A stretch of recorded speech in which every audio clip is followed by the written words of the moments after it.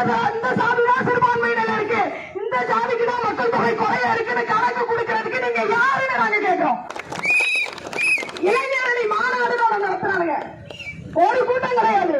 ஆனா எங்க அண்ணன் மாதிரியே ஷர்ட் போடுவீங்க, பேண்ட் போடுவீங்க, ஷூ போடுவீங்க, ராப் போடுவீங்க, செல்ஃபி எடுப்பீங்க.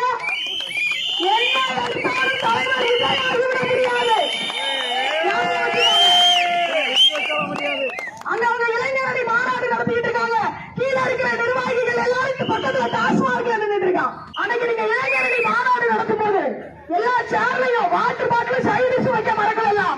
அன்னைக்கு குரூப் 2 எழுதுன என்னோட தம்பிக்கும் தங்கச்சிக்கும் ஹால் டிக்கெட்ல போட்ட இடத்தை யாருமே தீர்மானிக்கல. நான் கேட்கிறேன்,